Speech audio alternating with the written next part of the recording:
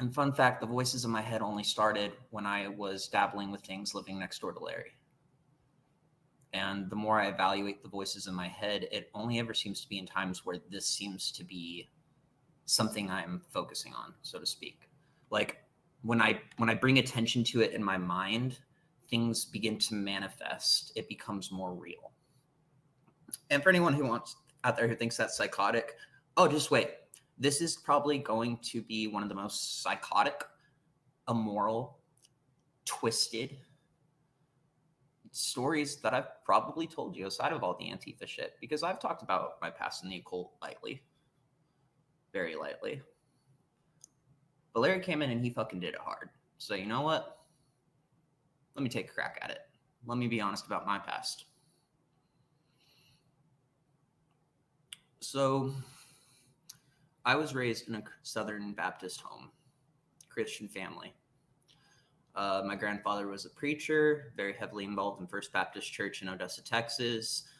We went to a church called Emmanuel for many, many years. And, every Sunday and Wednesday, Mom dragged our butts out to church, whether we wanted to or not.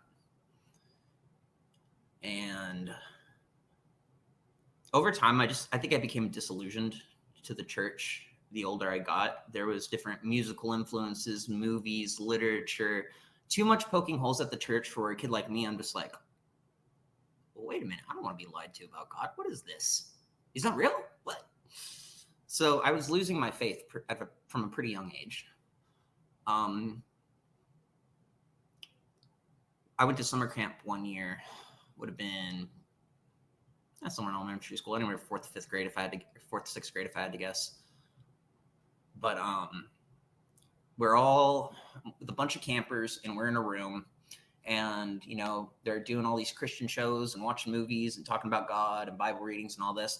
And towards the end, they do a prayer and they're like, anyone who wants to join us in this prayer, feel free.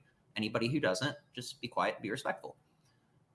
And he said, to those who want to pray, please bow your heads.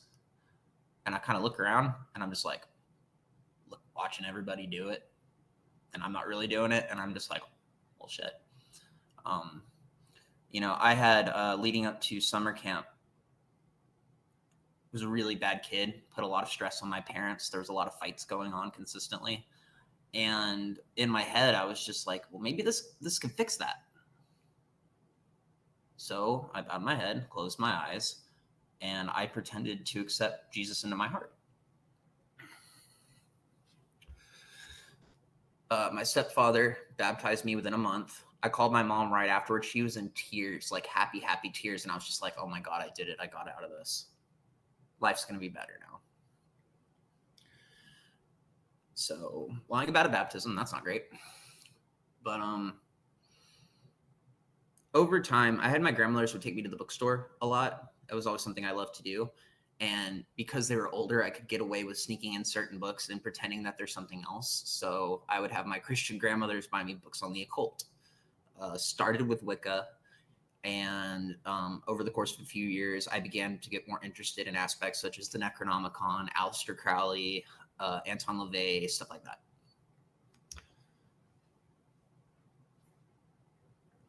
And I'd say that's when I began to tinkering with certain things.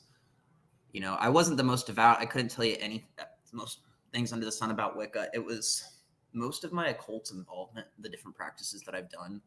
I've always had this innate sense or call or things telling me what to do, so to speak, impulse.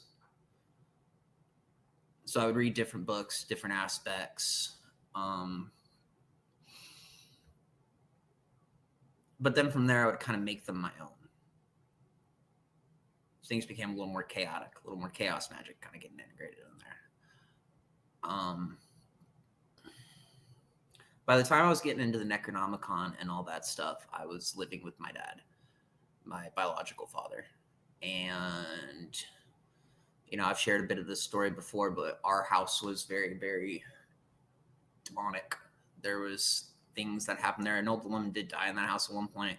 But more than that, my bedroom, there was scratches on the wall, but it didn't look like it was from dogs. It looked like it was from kids. There was a bolt that had been taken off the outside of my door that was meant to keep something in the bedroom. There was like crazy children's drawings, and it was just like once you got into that room, you're like, this is the most intense room in the house. And that was my bedroom. So started reading about entities, demons, hell, all that shit. Started doing all these symbols, all this occult type artwork, and my dad fucking hated it. Which to me made no sense because the man's a juggalo. He's listening to all this nasty music. He's on his fuck the police shit. He's just a nasty motherfucker. So for him to be coming at me for all of this, I was just like, well, that's a little hypocritical. So I'm going to lean in. The reason I have this tattoo on my hand was just being pissed at daddy and putting that sigil on after he threw out my Necronomicon saying, you are not going to keep this knowledge from me. No man will keep me from understanding these things. Not knowing at the time that he was smoking wet, which is embalming fluid. Typically, you dip it in a cigarette, let it dry, and it's like meth, heroin, and fentanyl all rolled up into one. So I'm going to say he began to see demons because we were all experiencing paranormal activity very heavily in that house. Me, my stepmother, him. This being would shapeshift into the form of my father when my father was asleep and lead my stepmother throughout the house on a wild goose chase. My stepmother would be touched in the bathroom very sensually and inappropriately. It had a tendency to knock things off the wall, launch things. At one point, they were having a conversation in the kitchen, and can of soda just right out of my dad's hand flew across the ceiling. At one point, we had a shelf with like nails this deep into the wall that we came into the kitchen after hearing a loud bang. It sounded like someone was robbing the place or something, and the shelf had ripped itself out of the wall and launched itself across the kitchen. We would often hear footsteps coming from the attic above us, and sometimes those footsteps were inside the attic, but other times it was like someone was running upside down on the ceiling. So at one point, me and my stepmother decided to go up in the attic. We'd never been up there before. And we get up there with the phone. She's going to record things. She feels uneasy. The lights go off. The phone battery drains. And we're just like, nope. Not doing that shit. I would see shadow people running along the backyard. There was something really dark about that place. Y'all have heard me tell the story of Dude, my dog, and the tragedy that happened there. He was chained in this backyard. We had a massive flea and tick problem, huge infestation. So he would be chained up in the backyard by himself, day in and day out, bleeding, getting eaten to death by bugs. And a lot of them would hop over from the neighbor's house across the way, and they couldn't take care of their flea problem at all. So we had to deal with it. These same neighbors my dad was in constant conflict with. I'd occasionally go outside. He'd be out there with a shotgun or a machete having to stand off with them. And I'm just like, all right. But, on top of that, meeting a lot of people in town who practice the occult, especially within the white supremacist sphere.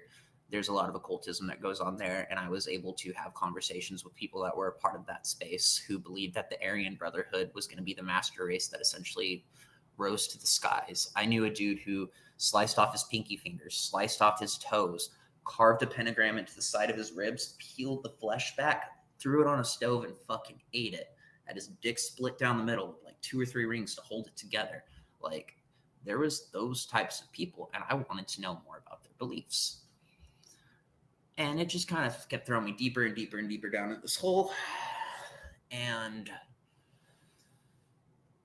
life just got really weird, and I accepted it because it got so weird so early on. I just made it my normal. So let's flash forward a little bit. Now I'm in Eugene. I'm running away from my father. I'm running away from my past. I'm running away from my family. Nothing can hurt me on the other side of the country. I suddenly have a new reality for the first time in my life, a full-on sense of independence. I'm away from everybody else. And the way my mind interpreted that is, I've been lied to about my reality my entire life. It's time for me to discover what reality truly is. And what better place than Eugene, Oregon, a place filled with LSD and hippies and trippy dippy art, and perfect place.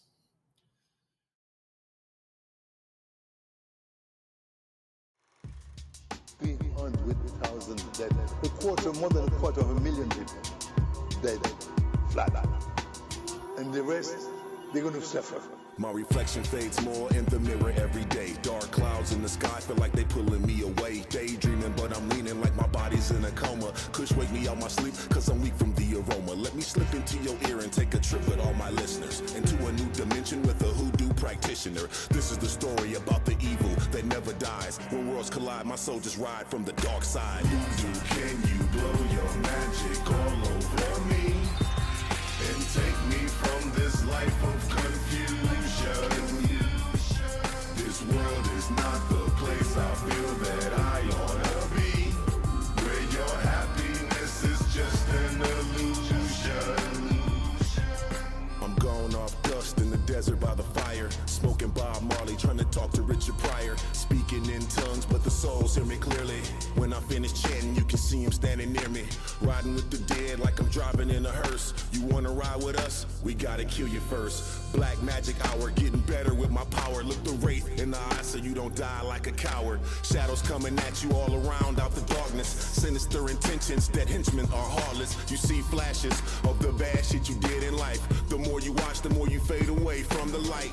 Now it's void of all color, you caught in between, where the wind never stops and all you hear is screams. You can't get away, ask anyone that's tried. Your soul is now forever lost in the dark side. Can you blow your magic all over me and take me from this life of confusion? Lost in the dark side. This world is not the place I feel that I ought to be, where your happiness is just an illusion. Handful of black magic, I throw some. If a crumb land on you, watch you go numb. Detroit City, where the real killers come from. Fuck with us, we leave you on the steering wheel slump, with your brains oozing out both of your eye sockets. Run your pockets, stomp your girlfriend unconscious. I'm with the monsters because they know that I'm a beast. Starving like I never ate, now it's time to feast. If you relating, then for you, this is your release. Big hoodoo or call me Gold doubler, a hustler from 7 Mile. I'm psychopathic now, we dominate the underground. And I don't fuck around, I hold it my position down. When I roll through your town, we gon' smoke a pound. Drink the potion out the skull, my life is fried. I don't give a fuck cause I'm in love with the dark side. Can